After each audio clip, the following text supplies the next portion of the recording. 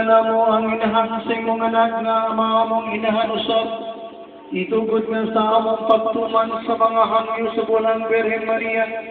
Maningkamang unta kami kanunay sa pagbago sa kalibutan pinaagi sa pag-ampo o pagpenitensya. Aron matugod ang ingarihan ni Kristo o makadangan kami sa kalipayang tunay. Kaya mong ipangayo pinaagi sa mong Ginoo sa Kristo yung mga anak na boy haripan kanimong sa Espiritu Santo.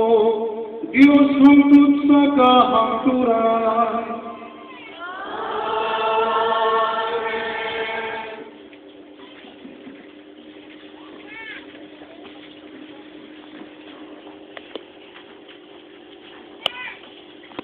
Gikan sa sulat ni San Pablo ngadto sa Roma.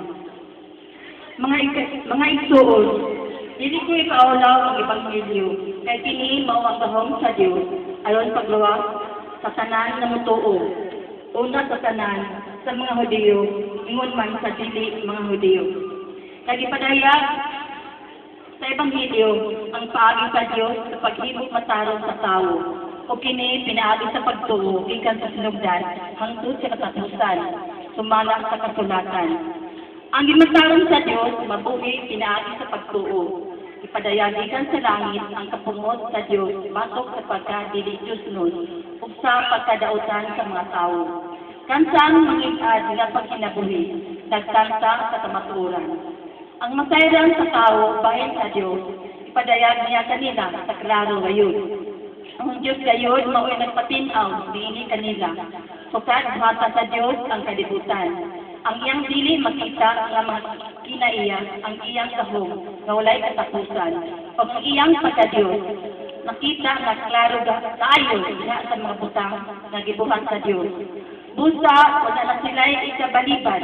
Nakailas sila sa Diyos. Apan wala nila siya pasidunggi, ni pasalamati. Ingon nga Diyos. Hinuon ang ilang mga ginahula, pulos binuang, o gingitlitan ang ilang mga kalabutan. Matod nila, mahalan sila, apan mga buang diay.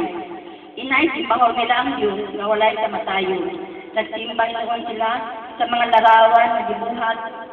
Ingon sa dagway sa tawo, o sa mga langgam, o sa nga mananak, o sa mga hayop nga nanaskamang. Tungod kay ang mga tao, ingon maniini kabuang.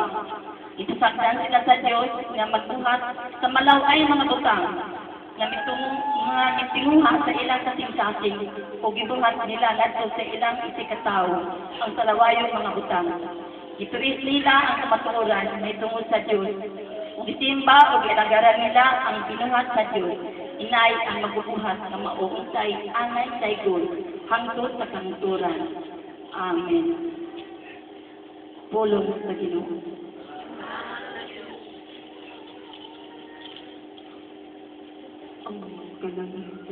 Nagasangya sa himaya sa Diyos. Ang kalanita nagasangya sa himaya sa Diyos. Ang kalanita nagapahayag sa himaya sa Diyos. Ugang sa panganuran nagsangyaw sa kuwat sa iyang kahut. Ang matag adlaw ng asoy niini ngadto sa sunod adlaw.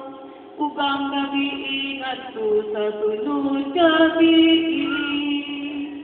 Ang kalangitan nagasangyaw sa himaya sa Diyos.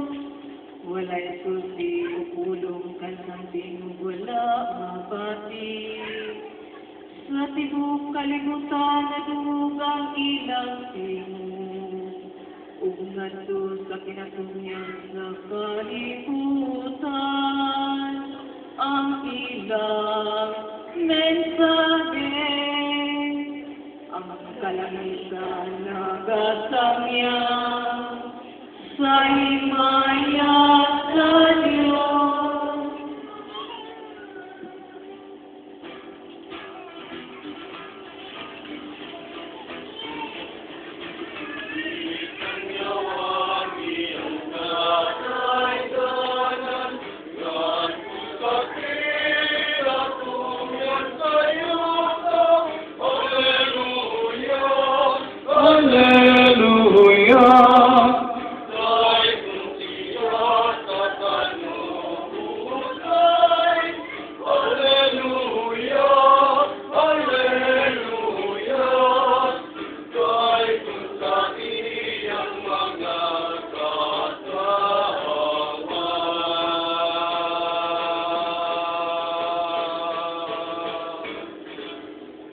ang Ginoo nga naaga ninyo.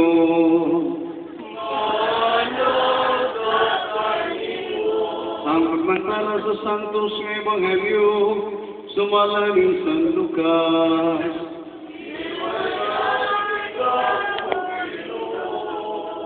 Niyatong panahuna, sa nahuman na si Isos Sulti, may usa ka Pariseo nga milapit kaniya sa pagpangahon. Usa, miadto siya ug nakigsalo kaniya. Natingala ang Pariseo sa pagkamatikod niya nga wala manghunaw si Isos sa wala pamukahon.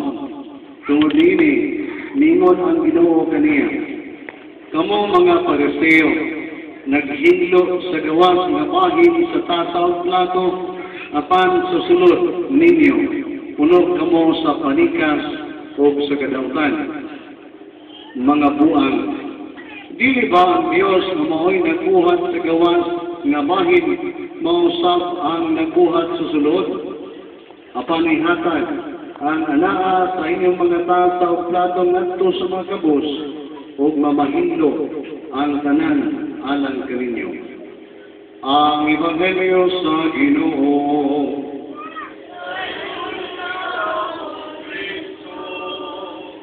Mayong pista. Mayong pustag.